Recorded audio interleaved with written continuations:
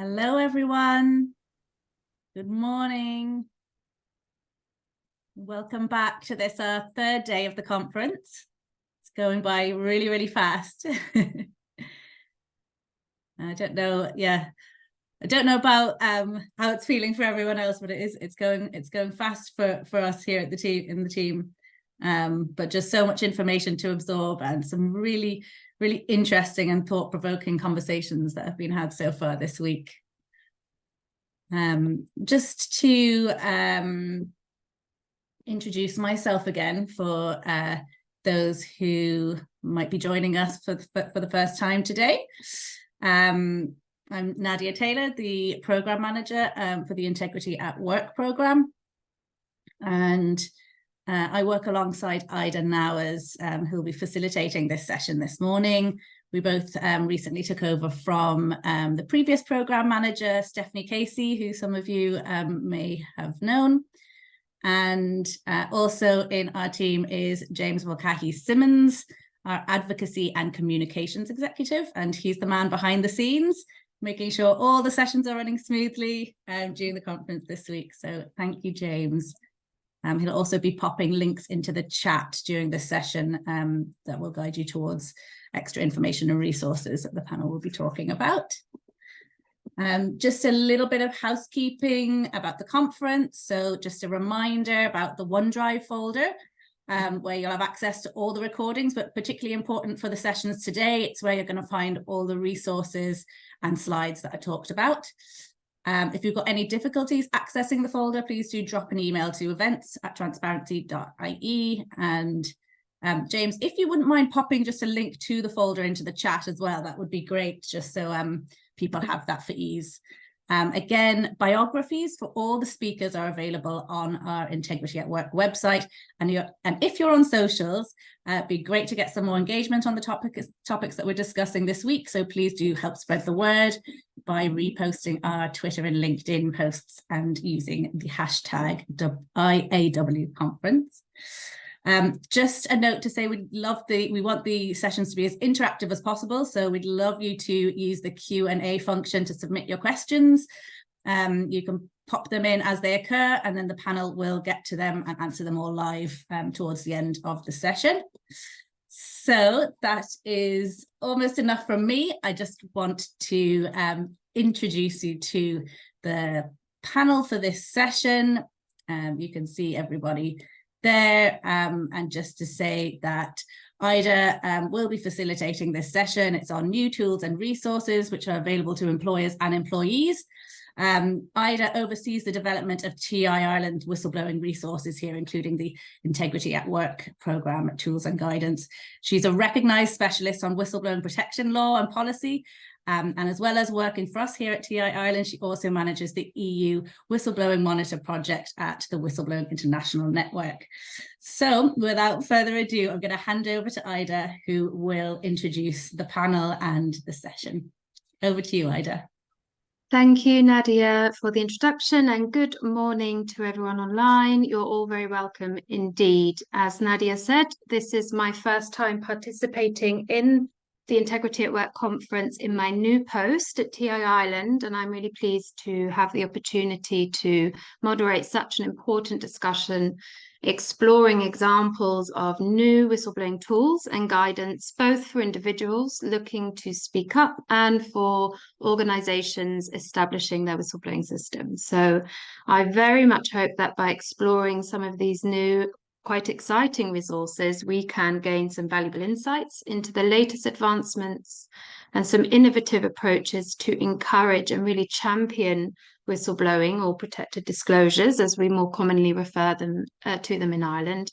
And I trust that some of these examples will serve as a source of inspiration, if you like, to motivate us to adopt or tailor some of these solutions within our respective workplaces, and we can aspire to integrate or recreate our own tools and guidance to not only assist us with compliance with the new legal requirements under Ireland's protected disclosures regime, which of course we've been hearing about across the other sessions in previous days, but in a way which goes above and beyond the minimum requirements, as is the theme of this year's conference. So links to all of the guidance referenced by our esteemed colleagues this morning will be made available in the OneDrive folder for storing this year's conference materials. So as Nadia said, I'm delighted to be joined this morning by three esteemed experts in the field of whistleblower protection. Firstly, we have Jennifer Gibson, who's a US lawyer with 15 years of impressive experience investigating, litigating, and advocating on human rights. She's been involved in litigation before both domestic and international courts, as well as public and political advocacy. Jennifer is currently legal director of the Whistleblower Protection Program at the Signals Network, which is a whistleblower support organisation which supports both individual whistleblowers and media investigations to hold powerful interests to account all over the world. Thank you for joining us, Jennifer. Secondly, we have Katherine Bradshaw, who is the National Lead for Communications and Engagement at the National Guardian's Office.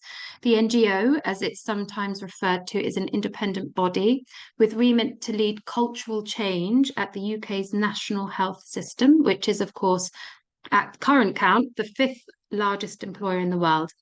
Katherine has been writing and researching on the subject of effective speaking arrangements for over 15 years, including in her previous work at the Institute of Business Ethics, and is the author of 5 good practice guides, having supported some of the world's biggest businesses in the development of their organizational cultures.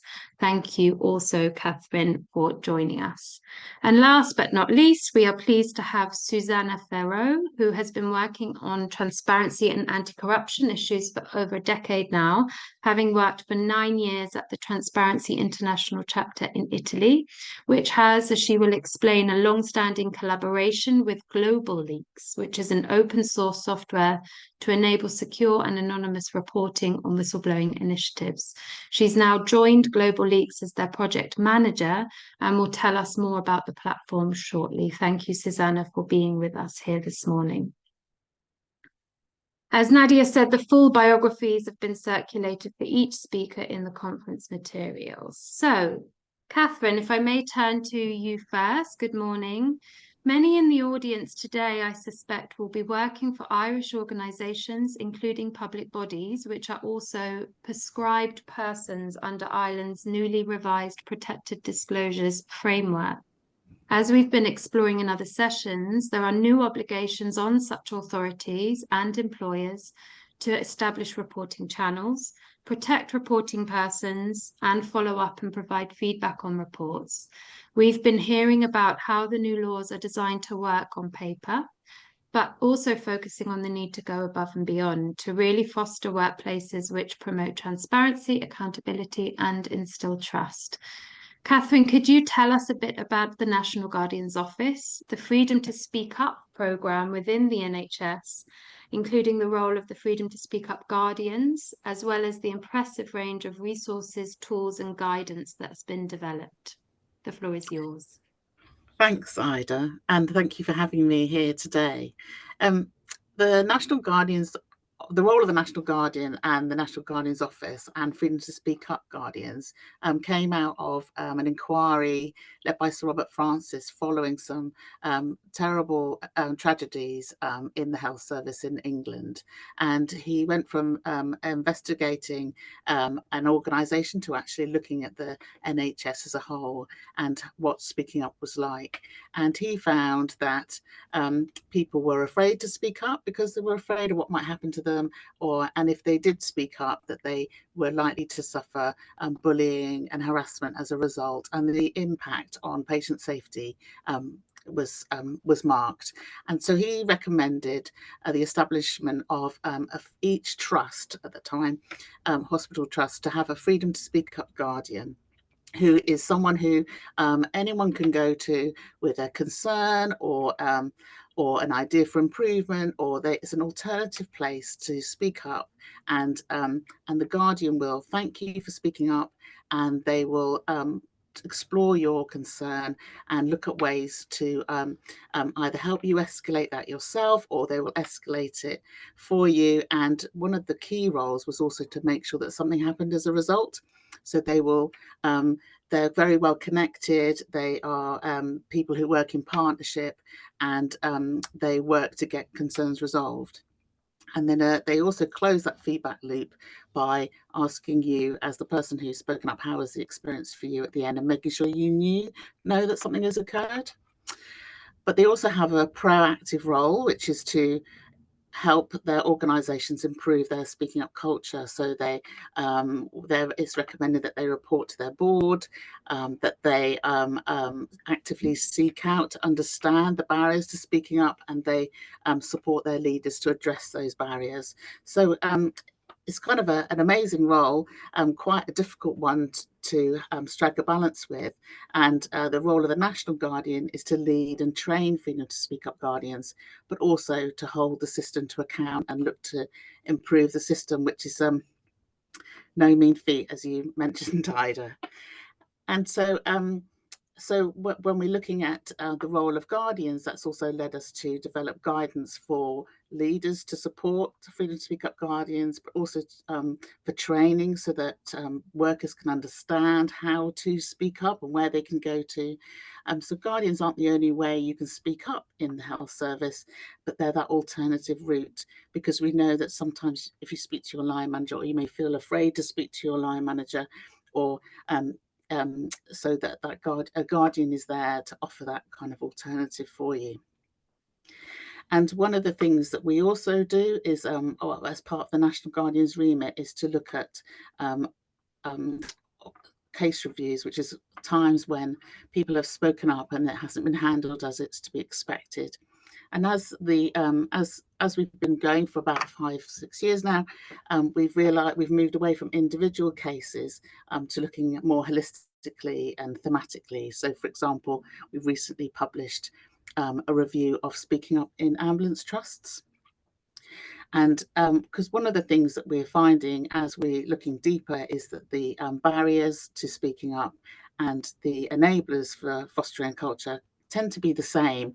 And so that's one of the things that we look to offer guidance and support and tools to help organisations. So we've got a suite of products that are not products, they're free to see on our website. And I think James might pop those in our website in the chat.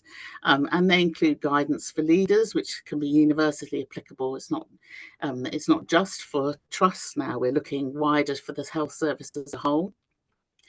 And also we have coming out of our case reviews, we've got a gap analysis toolkit where you can look at where we've noticed gaps in organisations and compare your own organisation. And we've got a policy review tool where you can look at your speaking up policy and see where the gaps are. So that, because we're an independent organisation, but we don't have powers as such, but we do have those soft powers of persuasion, of support, and working in partnership with others. So all very much a work in progress, but that role of a person you can go to who will thank you for speaking up and listen with impartiality to your concern and then help you get it resolved, is sort of a public health approach to speaking up and whistleblowing. Because one thing that's evolved over time is we ask guardians to share with us the data on the cases that they receive, so just thematically, because we don't employ them, they're employed by their organisation. And we started off just asking about patient safety and bullying and harassment as the two main themes. And as the role has evolved, we've actually broadened out some of the themes that we are asked to identify. They include if people are suffering detriment for speaking up, but also about worker well-being, which was something that came out of the speaking up that was happening during the pandemic. And we've also split out bullying and harassment to bullying and harassment, but also other behaviours, because that's something that we've noticed is that to foster a psychologically safe environment where people feel they can speak up about anything, no matter how big or how small, that needs a whole culture approach. So it's all work in progress, but we keep chipping away, don't we? Thank you so much, Katherine. I think the breadth of resources, as you called them, a suite, I think that adequately describes the amount of tools that's been developed by the NGO. Really, of note here is they exemplify perhaps the amount of guidance which is arguably needed by organisations to get this right, and by designated persons, because it really is, it can be a tricky role to have. And much of the resources you've mentioned there, Katherine, are about fostering cultures where speaking up is accepted and indeed promoted. However, in some organisations, the fear of speaking up is still very much present, even where there have been assurances made to staff around confidentiality protection or protection from retaliation. And there may be real reasons, even where there's good work being done, that individual may not feel safe to make a disclosure. And in this situation, they sometimes may feel that reporting anonymously is the only real option. However, anonymous reporting, as many will know, can be problematic for the individual and the organisation. It can be harder to investigate and address the concerns, and it's also harder, of course, to protect someone if you do not know who they are. So that leads me to my next question for Susanna. Please, could you tell us about GlobaLeaks? What is it? How does it relate to anonymous reporting? And what does it offer as a tool to organisations and whistleblowers? Please, the floor is yours. Thank you, Ida. Thank you for the question, and thank you for having me. Also, because coming from the Transparency International world, it's a pleasure to be here at the event of Transparency International Ireland, because I was really impressed from the work you have been done over the years for whistleblowers. So it's really a pleasure for me. So coming back to your question, yes, GlobaLeaks was created in more than 10 years ago now, just for the purposes that you mentioned right now. I mean, to give whistleblowers a tool to report safely in a secure way, so to allow them to feel secure in their action to speak up. And GlobaLeaks actually is a software, it's an open source software, so it's available to everyone everywhere. That can be installed by everyone if they have the expertise to do that, but has no cost of license, so it's really open to everyone. And let me describe GlobaLeaks using some keywords. The first keyword is security, because I said it's a secure tool that protects you from protect whistleblowers from a technological point of view. So prevent whistleblower to be tracked if they don't want to declare their identity, so they can report anonymously. And they can be secure and feel secure that they won't be identified. Second keywords is accessibility, because it's very easy to use. It doesn't require any application to be installed on the devices, but it's available on the web, and the interface is very simple. So everything is made to make the whistleblower in the best position to report. And it's also available in a lot of languages, in more than 90 languages. That is to make people, to make a tool disposal of everyone. And even we have even minority languages, thanks to a community of volunteer translators that support us in making this tool available in every language. And there is always a balance to accessibility and security, because sometimes these requirements may contrast, but it's always, I mean, an effort to balance all these aspects in further developing the tool. Then a third important keyword for our project is community, because as I said before, for the aspect of the translation of the software, we rely on a very big community of users, of organization, of partners, of providers, all the people that using the software from different perspectives support us in further developing it and making the software develop in line with the needs, in line of the needs of those who are actually using it. Not only the software is not only compliant to the law, but it's I mean, compliant to the needs of the users, say in this way. And we use it, the software can be used for whistleblowing reports, but it's been used for in very different field of application, for public entities, private entities, but also as the Transparency International Organization shows, for NGOs working on whistleblowing, working on human rights in general, to receive reports on the activities they are doing. They are used from media organizations around the world to receive information on cases and they are investigating on. So it's a very useful tool for communicating, because differently from other channels, from other traditional channels that also allows to report anonymously, like the mailboxes or phone, the digital platform allows a dialogue between the recipient and the reporting person, even if the reporting person don't want to declare his identity. And this dialogue makes the report dynamic, and the recipient can further ask for clarifications, to go more in detail in the reports. And this is an important aspect for managing the case properly.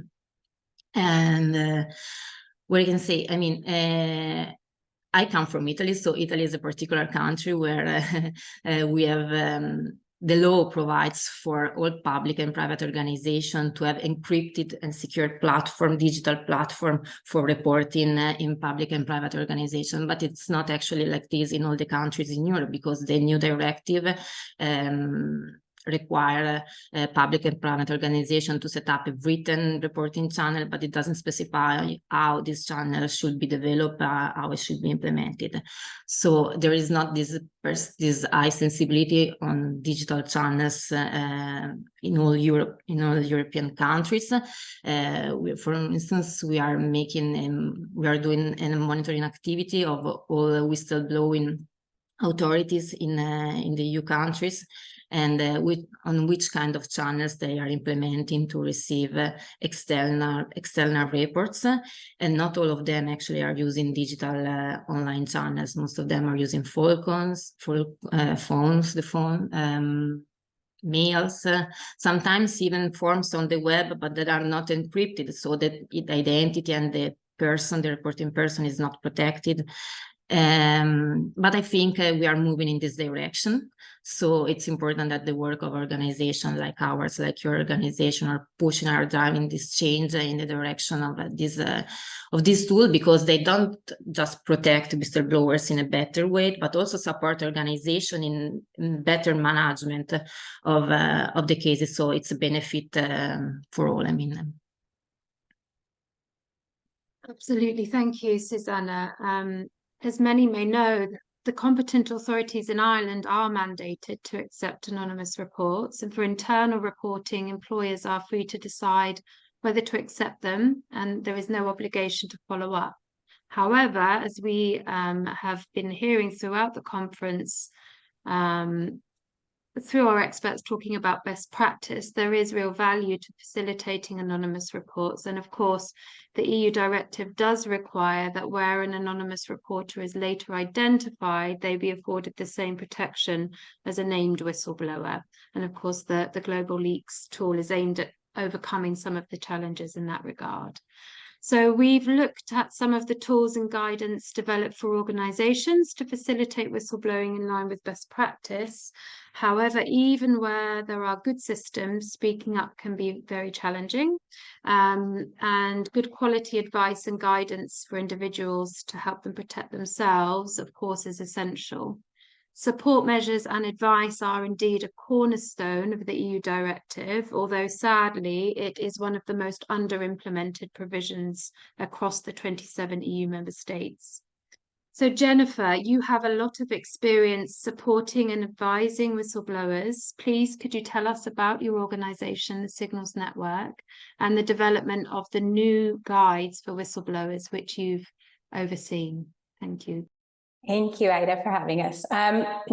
So I'm the legal director, as Ida said, of the Signals Network. The Signals Network is an international nonprofit that works to provide all-encompassing support for whistleblowers.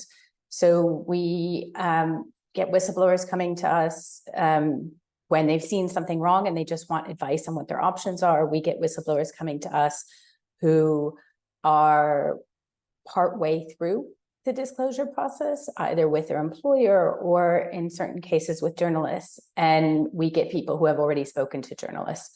And by that point, you can imagine something's gone horribly wrong because the employee has felt that they've had no option but to start speaking externally about what they've seen or heard. So we provide everything from legal support to, we have a fund that can provide them with psychosocial support. Whistleblowing is quite a traumatic experience, to digital and physical security where needed. And we also work quite often with journalists to try to get them to better protect their sources, to understand what a whistleblower is going through, to understand what that journey is like, and to understand the type of support that type of source in particular needs.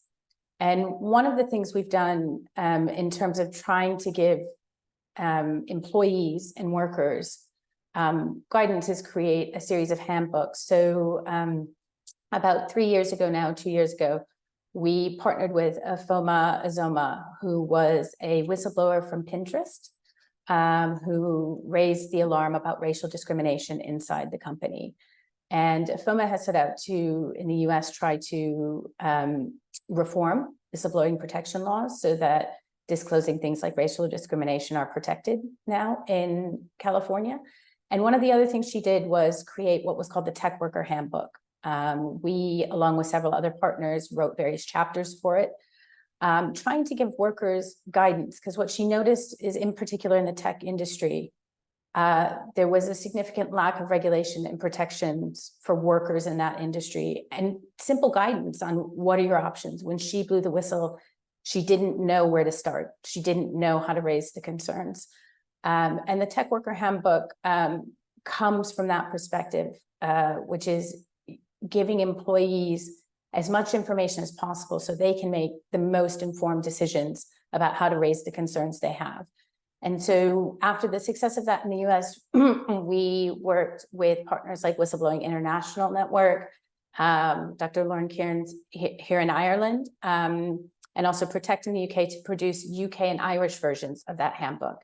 And those handbooks set out both the legal frameworks in the country for protection. So we've talked a lot about anonymous versus named, right? But knowing that if you submit anonymously, your employer doesn't necessarily have to deal with your concerns is really important for workers to understand when deciding how to raise those concerns, because the implication of not understanding that is they very well might get upset when they submit anonymously and then don't feel like they've had a response.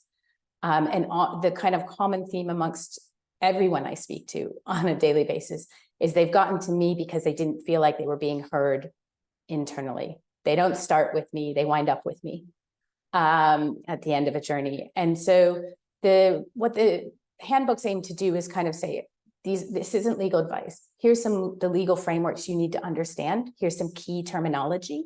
What does it mean to report anonymously? What does it mean to give your name? Are you protected? Confidentiality versus anonymity, things like that. But also, here's some practical advice. Whistleblowing is fundamentally a hard thing to do. It is not something people choose to do. Every single person I've spoken to has felt they've had no other choice. They felt compelled in some way to speak out. And so what we put in the handbook are kind of a series of practical tips, things to think about, things to be aware of, a personal assessment that asks questions like, what are you hoping to achieve by blowing the whistle?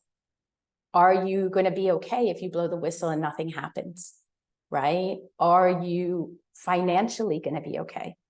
Here are some questions about employment. What are you planning to do after you blow the whistle? What about legal? Have you sought legal advice? And I know that can be quite a scary thing for an employer, but sometimes the lawyer is your best friend as an employer, because the lawyer will say to the whistleblower, there's not a claim here, or there might be a claim, but be aware of the challenges you're facing. It also talks about retaliation, and asks them in the personal assessment a series of questions about the work environment to make sure they actually have tried to speak out in the work environment first, that they've tried those channels. It provides a budget template so they can really think through what are the financial implications going to be. Whistleblowing is an expensive option. Again, I feel like I repeat this a lot, but it is not something someone chooses to do. It is not a financially lucrative decision to make. And with every whistleblower, one of the first questions I ask them when I'm talking to them is, what are you going to do for a job? What's the plan for a job?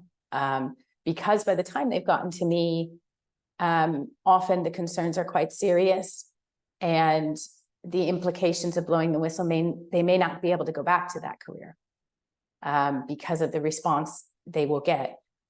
It's also about building a team, and our name, the Signals Network, kind of says it all. We aim to build a network around the whistleblower so they have the protection and the support they need. And that support isn't just, legal advice. It is psychosocial support. It is a community around them. It is family. It is friends. It is other whistleblowers. It's understanding they won't be alone on the journey. And so for us, it really is about making sure the employees, you start a job and you get a company handbook. And the handbook sets out a lot of things, but the one thing the handbook rarely sets out is, how do you blow the whistle? If you see something wrong, how do you blow the whistle? And how do you do so in the most constructive way that achieves your objective? Because the one thing every whistleblower wants is they want to see the concern they have addressed in some manner. And so that's kind of where it was coming from. It's worth saying the tech worker handbooks that are now a series, they're not, well, we've aimed them at tech workers because that industry in particular has seen increasing numbers of workers coming out and speaking, because regulators haven't quite gotten a handle on it, because they don't know who to go to. Often they're not even sure which regulator they're supposed to be talking to with their concerns. The handbooks themselves are largely applicable to any industry, and we don't have a specific, we get people from everywhere. So I will often refer them to elements of it, especially like the personal assessment or the budget or building a team, so they can start to understand what this is going to look like and what the journey is going to look like. And so they step into that environment with a plan, and at least a little bit of understanding of what they're getting themselves into. And I think the last point I would say is the Tech Worker Handbook also talks about working with journalists, because especially in tech, we've seen an increasing number of workers talking to journalists, not understanding the risks that they're putting themselves under. And also talking to journalists because, again, they don't know who to go to, and they don't feel like their concerns are being addressed internally. And so it is helping them understand what their risks are, and what they need to consider if they're going that route, and how they might be protected under the new frameworks in Ireland. Thank you so much, Jennifer. I think it's really interesting reflecting on your three presentations, because we have three very different angles here, and trying to weave that into the perspective of many of our participating audience this morning. We have Katherine talking about tools and guidance for organisations to try and get this right inside the organization or at the regulatory level, so that whistleblowers feel confident to speak up as business as usual. You know, reporting concerns seen at work should be something which is picked up, effectively addressed, and there shouldn't be retaliation for doing that. Susanna's GlobaLeaks platform, thinking about where there are intractable issues and is still trying to funnel information to the employer, to the accountable body, and then the guides for when whistleblowing is going to be a more complex journey. There isn't trust and confidence in the accountable bodies or the employer, and giving them support to take the more kind of extreme whistleblowing. And whistleblowing, of course, has many definitions. We talk more about protected disclosures in Ireland, but we can see a sort of map or a landscape for the kind of whistleblower protection ecosystem forming there, with tools and guidance essential at each stage. You mentioned, Jennifer, the difference between confidential and anonymous reporting again, which is something we see time and again still causing some confusion. So I wonder if we turn back to Susanna now, who could perhaps talk about the realities of anonymous whistleblowing. And indeed, I understand that GlobaLeaks has been working on a very important project in Italy. You might have some insights to share with us from that. Thank you. The floor is yours. Yes, thank you, Ayla. Yes, I mean, when we talk about anonymous reporting, we have to take into consideration two main aspects. First of all, the technological aspects, so how the tool you use, the channel you use to report, how far it protects you from a technological point of view, and the confidentiality of the management of the report, and it depends on the organizational procedures and policies. So with GlobaLeaks, we guarantee the technological anonymity, so the whistleblower has just to take into consideration before sending a report, as Jennifer was explaining us, all the consideration that the whistleblower has to take in mind before reporting, as just if an organization is using GlobaLeaks, he has just to consider how the organization is prepare from a procedural, from an internal structure point of view to receive and manage the report properly and in a confidential way. So these are the two aspects of anonymity. How the GlobaLeaks software helps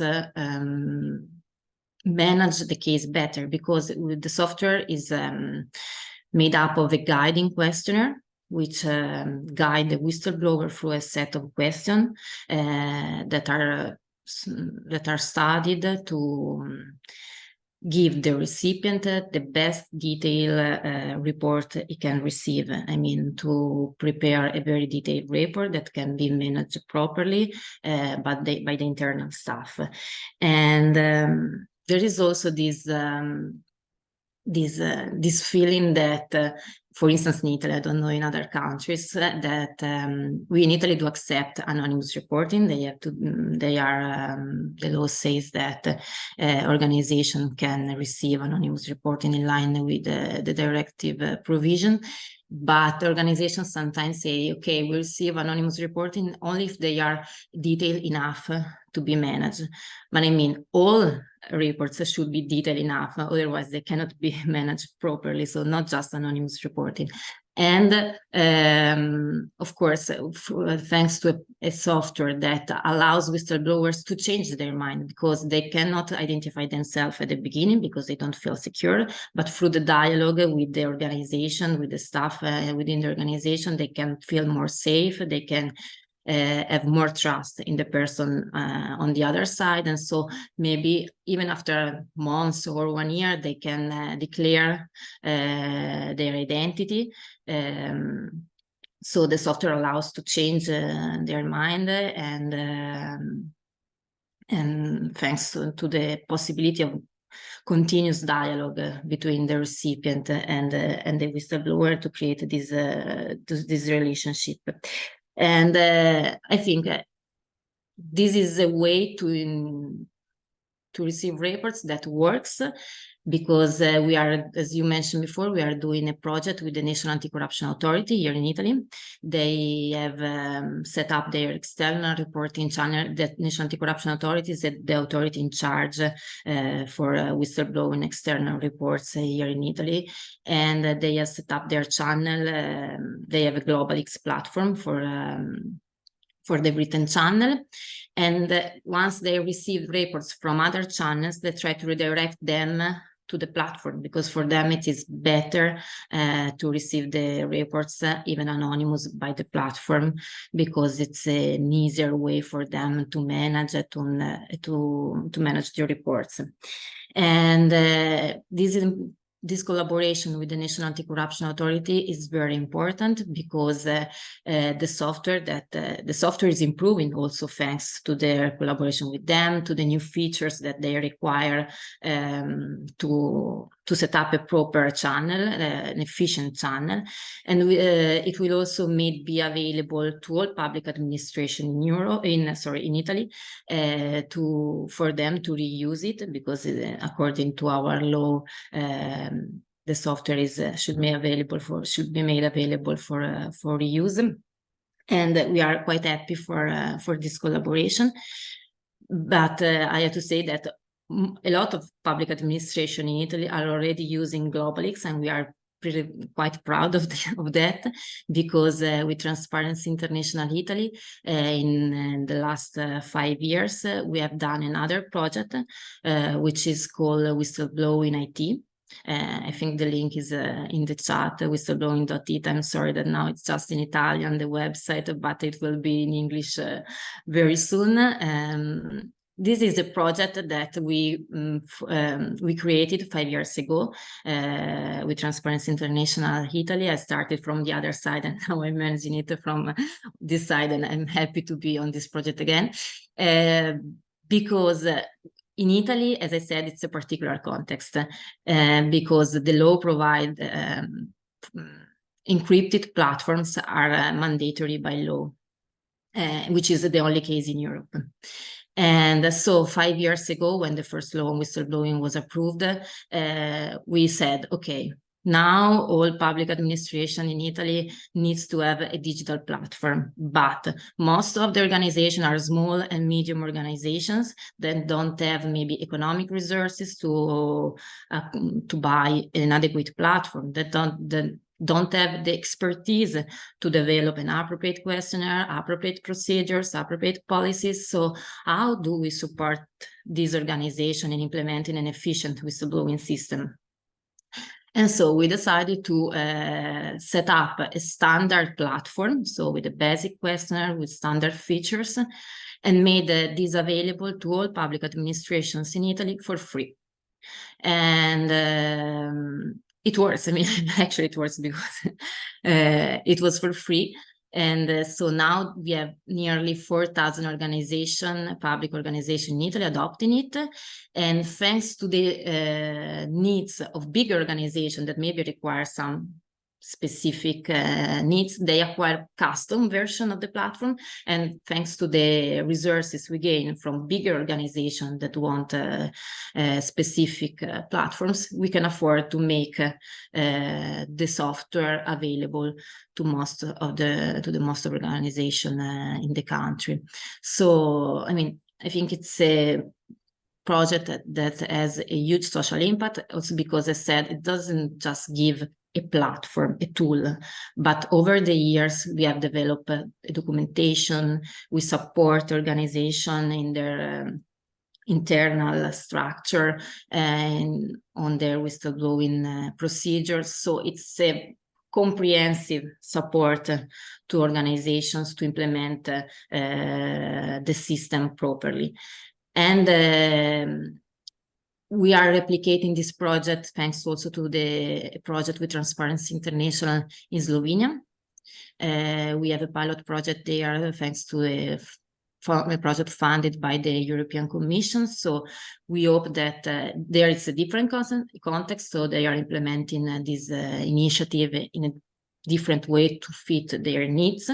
And But we hope that it can be also replicated maybe in other countries, because as I said before, I mean, even if there is no general shared perception that these kind of channels are really important in managing the whistleblowing reports, I mean, we have this duty to drive the change, and projects like this support organization in moving towards a different approach to whistleblowing report and making the whistleblowers put them in the condition to report in a safer way. Yeah, thank you so much, Susanna. Both case studies in Italy and Slovenia have been of great interest for those monitoring things across Europe. And of course, again, the reason why we're talking about anonymous reporting, because it's a key area in the legal framework where organizations can go above and beyond the minimum requirement towards best practice. There will sometimes be cases where the nature of the facts really mean that a whistleblower cannot remain anonymous. And of course, that's where, as it said, the facts are the signature of the case. And that's where perhaps we need to signpost towards support. Jennifer, you've worked very closely with some whistleblowers in recent times. Could you tell us a bit, or remind us, what whistleblowers really need where they can't protect their identity, and what sort of support services are helpful and employers and institutions could consider putting in place? Yeah, absolutely. So as Ida said, we often wind up working directly with those who are most at risk, which are individuals who, for a variety of reasons, haven't been able to get to be heard through the various channels, and therefore feel they've been left with no choice but to go public. One of those individuals you're actually going to hear from tomorrow night, Mark McGann, the Uber Files whistleblower. We've been supporting since he went public last July with The Guardian and a consortium of international journalists, the Consortium of International Investigative Journalists.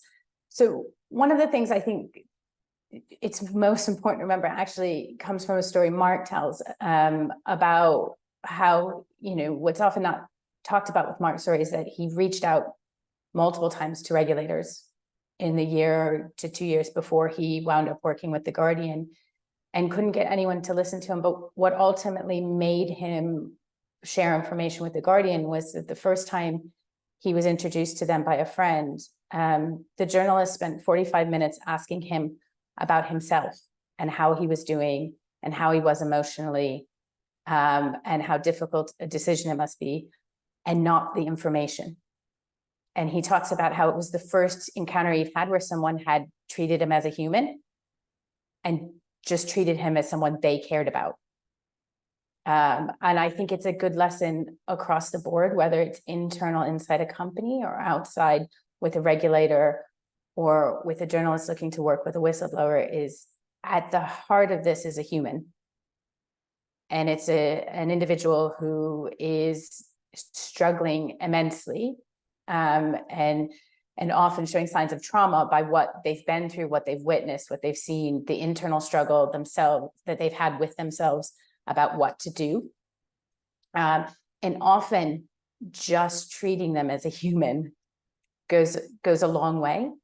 And it's, I often think with many of the people who come to us, and the vast majority of the people I work with are anonymous. They choose to stay anonymous because of the risks to themselves, their career, and yet they can't live with themselves if they don't tell someone, if they don't do something. In those cases, I often think if someone internally had just listened to them, they may not have wound up on my desk. So I think first and foremost, what whistleblowers need is someone to listen. I think second,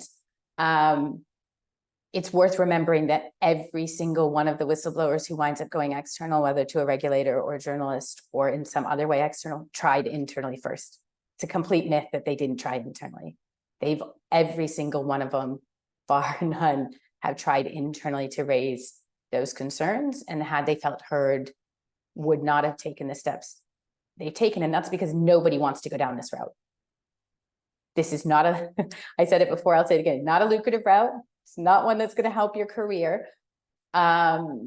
It is a very, very difficult journey in which the journey itself, if the person isn't already experiencing trauma from the kind of struggle of the need to disclose and what they've seen or witnessed, the journey itself can be quite traumatizing for a whistleblower. Trying to navigate how to disclose, trying to get someone to listen, not feeling like you're being listened to. And then once you do, for those who go public, overnight, you lose friends, colleagues, you know, people you wouldn't expect will suddenly become scared to talk to you or not sure if they can talk to you. In part because they're then fearful it'll have an impact on their career, right? And with all of us, because we work, you know, we all in these jobs are working long hours. Your colleagues are also often your friends. So you can in some ways lose immediately the community you felt connected to. The other thing the whistleblowers often need is advice, understanding what's going to happen, right? What's going to happen if you go public versus if you don't go public? What's the impact of doing that? What are your job prospects? How are you going to feed your family? Very, very practical advice, but really important advice, because the whistleblowers who don't get that advice can sometimes find themselves in really dire situations a few months after blowing the whistle, unemployed, unable to feed their families, unable to get a job, which creates its own sense of trauma. I think the other thing to know with whistleblowers is there's not a single one who's come to me for any other reason than they honestly think something is happening that shouldn't be happening, and want to get that information out there. So I think they tend to need quite a bit of support. Public brings a whole nother angle. They don't just need because even for the anonymous whistleblowers, they often need a support network around them. Imagine anonymously blowing the whistle, and then because you're trying to stay anonymous, not being able to tell anyone. Really hard to do, right? And creates its own sense of isolation.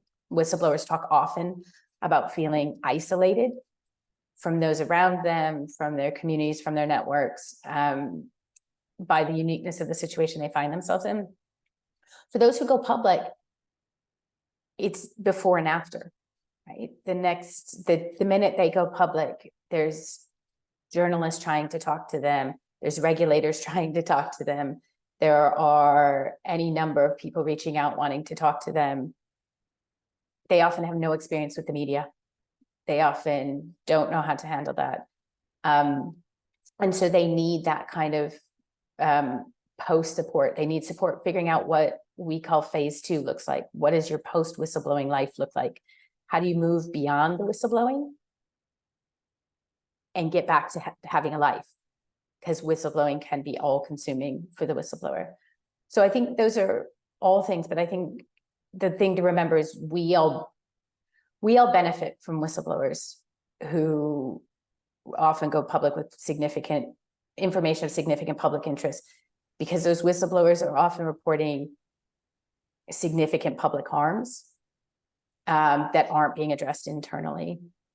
And at the same time, at the core is just a human, right? Who often in the process gets dehumanized. And so just remembering first and foremost that they're human and treating them humanly, or treating them as a human, as someone who is worth listening to, is one of the best tips I can give anyone dealing with a whistleblower.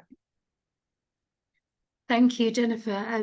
Really important overview there, thinking it through from the whistleblower's perspective, what they need. And I wonder if we can jump straight to Katherine there, because Jennifer, you used the term just wanting to be listened to. And in our preparation call for this panel, Katherine mentioned a shift from encouraging speaking up to encouraging listening up. So I wonder if you could come in there, Katherine, and respond to some of Jennifer's points, because obviously the program that you are involved with is about facilitating people to feel confident to come to the Guardians or through the Freedom to Speak Up program. Yeah, thanks, Ida. I was really struck by what Jennifer was saying about the loneliness of somebody who's got this information that is of such benefit to us in society. And sometimes some of the people I've spoken to who've spoken of in health, they're struck by the fact that actually they thought they would be thanked for raising this important information. And what we realized over or our work encouraging people to speak up was actually it's ineffective if what they're raising is not listened to and then acted upon. That actually, on the one hand, making sure the person who's raising the concern is looked after is one part, but the other part is don't focus on the person in that sense, focus on what they're telling you and acting on that. And that is a gift of information. So one of the things we've done is develop some training, some e-learning, which is rolled out across the healthcare sector.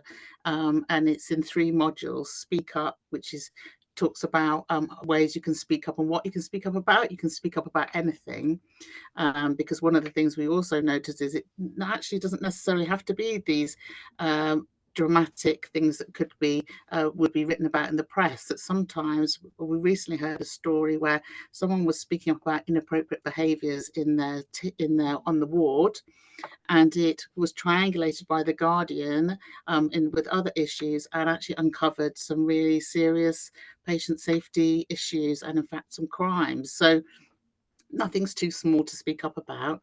And then the next module is Listen Up, which is aimed at anyone receiving concerns from people, whether that's a line manager, a team leader, a colleague, and how to listen appropriately and what to do about that, and how to respond when someone speaks up to you, so that can encourage that culture where people feel able to raise matters.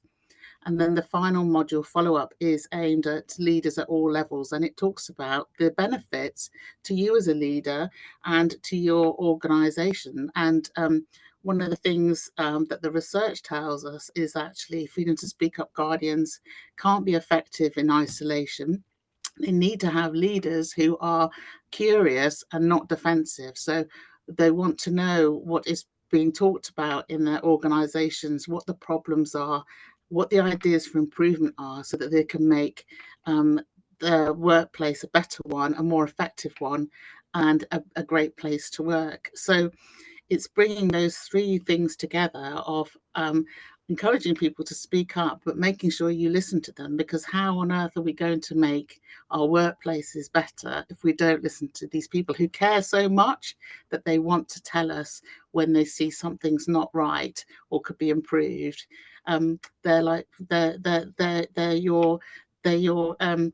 They're your early warning system before you can end up with a terrible reputation or terrible public crisis or terrible harm to people. So why wouldn't you listen to them and support them? So it's hopefully we'll get there in the end, and people will, I do believe that people are beginning to take more seriously when people are speaking up, and that there is this bit of a cultural shift in society where we're championing people who speak up more than we did perhaps in the past. And Katherine, we have a question. Yeah. We have a question in the chat which leads or links to what you've said just there. It's quite a tricky question, but we've been asked, does Jennifer's experience not confirm that the prevailing culture among leaders of organisations is that whistleblowers are actually to be discouraged, and that this position is the prevailing situation worldwide, and that it does prevent only a few persons exposing alleged wrongdoing internally or externally, all this despite legislation, i.e. the kind of poor culture trumps? I guess that's you've highlighted some hope there that things are changing, or is this question and a more bleaker position that it outlines correct that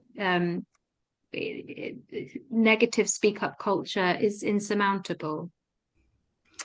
That's $1 million question, isn't it? I mean, I would suggest that thanks to the work of people like Jennifer and to the investigative journalists, that we're actually seeing and what happens if you don't listen to people at an early stage. And for all those leaders who may think, oh, it was not going to happen here, my door's always open. Or on the other side, if they hear something, so we need to protect our reputation. If your reputation is your biggest concern, I suggest listening to those people who are speaking up, because we keep seeing time and time again that the biggest damage to your reputation is giving harm to people who have raised concerns that have a significant impact and that you haven't acted on them. And Katherine, one of the most valuable aspects of the Freedom to Speak Up program is the huge amount of data that you have through previously the case review processes, now the Speak Up surveys. Is there any trends that you could share which is supportive of having a more hopeful outlook that cultural change is possible? One thing that we saw initially was that with the first implementation of the Freedom to Speak Up Guardian role was an improvement in the NHS staff survey on questions about raising concerns about clinical matters. And we also worked in partnership to get an additional question put in there, which was, I feel safe to speak up about anything that concerns me, and also I'm confident that if I raise a concern it will be addressed. But we did see a kind of boost during the pandemic, but then since then that there's a slight deterioration in people's confidence, but also what we're seeing more interestingly is more of a rise in that feeling of futility, that if I speak up, nothing will change as a result. So we're looking into that more. So people don't necessarily feel that they will be bullied or harassed if they speak up, but they actually feel dispirited and that actually there's little point, so it's not worth the risk. And so that's one of our roles really, is to hold that mirror up to the sector and explore more about why that might be happening. I mean, the Institute of Business Ethics also has similar results when it looks at its Ethics at Work survey, which is a pan-country survey, and they ask similar question: what if you haven't spoken, if you've seen something that wasn't right and you haven't spoken up, why was that? And a feeling it would jeopardize my job was one of the top things, and it equally was I didn't think anything would be done about it. So it's that twofold thing: protecting people who speak up, like the great work that Jennifer does, and GlobaLeaks, in that making sure the concern is there, but also making sure that it's answered, and that next step of what happens when someone raises something. We often talk, Katherine, about this fear of futility and the importance of employers showing staff that when they speak up, something will be done about it. And you see that in other areas of complaints, for example, you know, that sort of you said we did aspect. So something to consider for organisations trying to get this right. We wanted this session to be as interactive as possible. I don't see any other questions in the chat at present. We did leave some time now for questions, so I strongly encourage anyone in the audience to go ahead and use that function if they would like to ask any of our speakers anything else. I think it's a good time to quickly turn back to the Integrity at Work programme itself and highlight some of the resources we at Transparency International Ireland have and are currently developing for our IAW member organisations.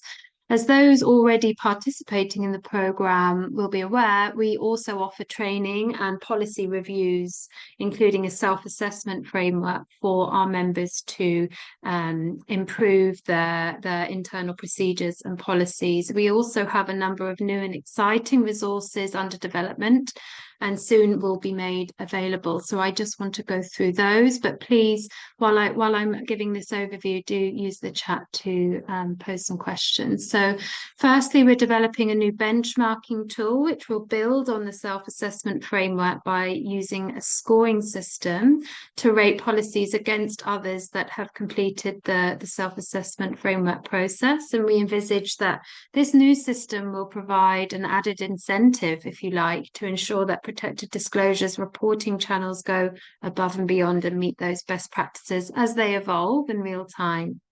Secondly, as mentioned by our speakers in previous sessions, we will soon launch a new virtual help desk for the Integrity at Work members, which will provide researched responses to queries on cases and on developing best practice systems.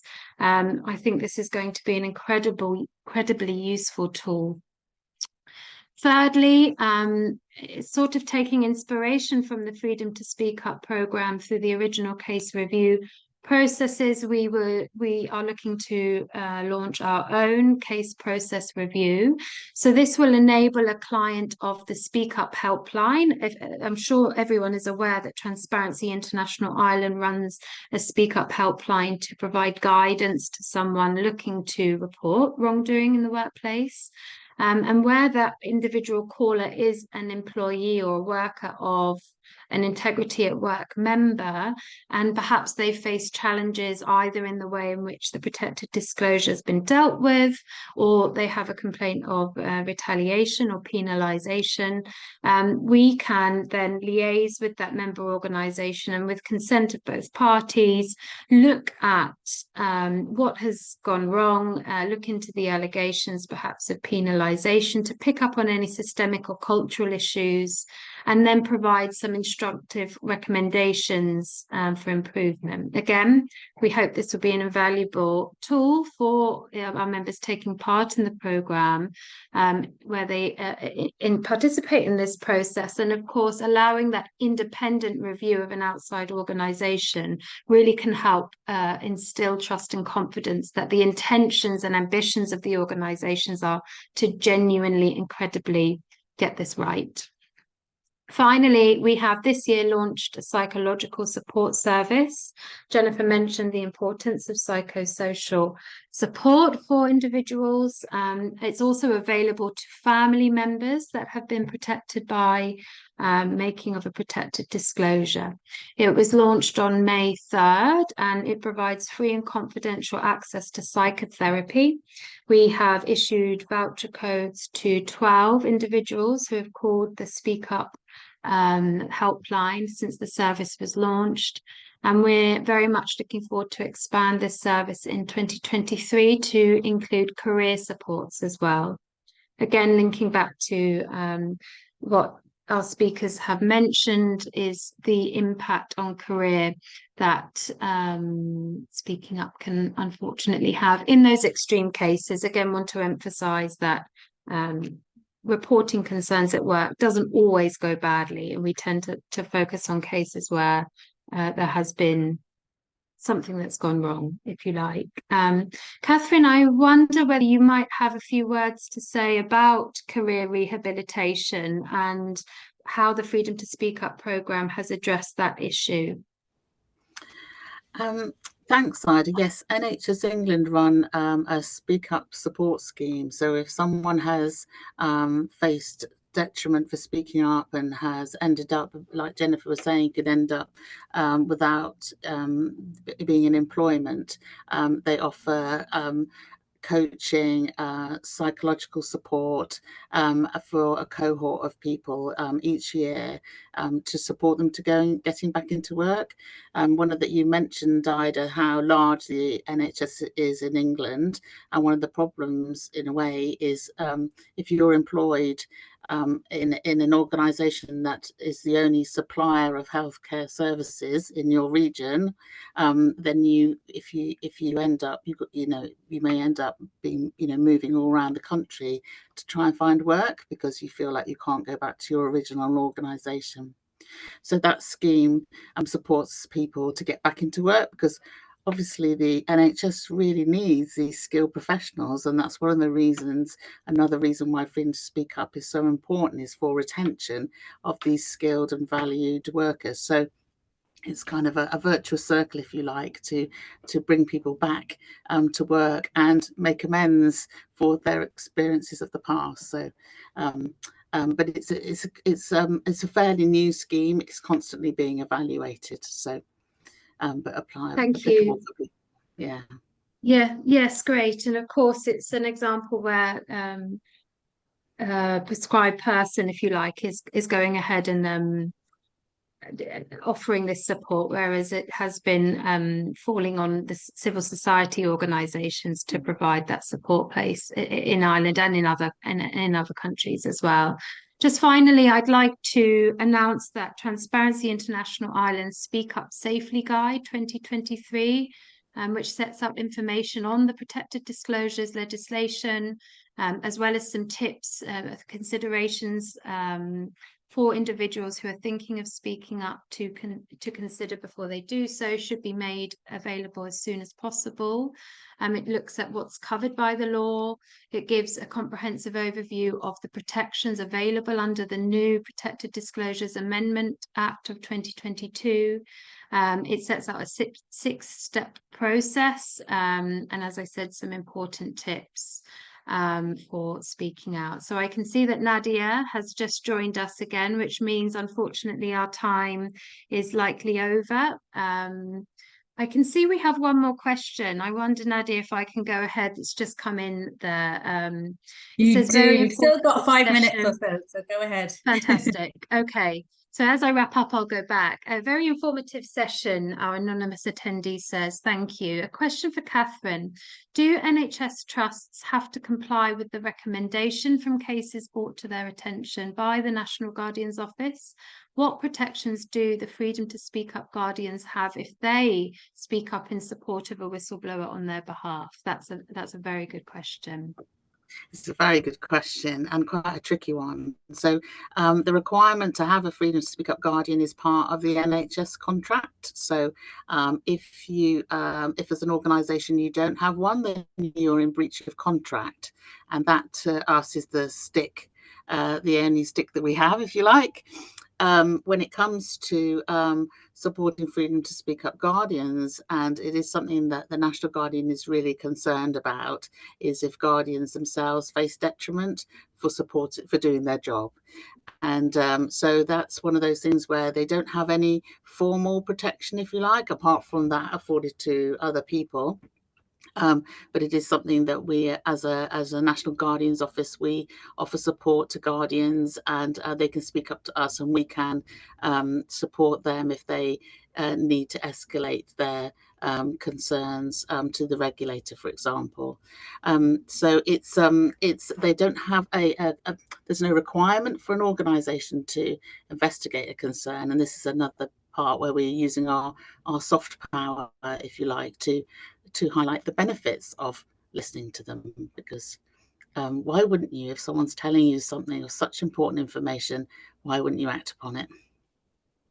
It's worth highlighting there, Katherine, that of course you're in the UK, we're talking more in the Irish context, and the law here should also protect facilitators of disclosure, so those who are aiding and assisting in the making of a protected disclosure should be afforded protection under the law, for this very reason, that those that do can often become vulnerable to penalisation as well.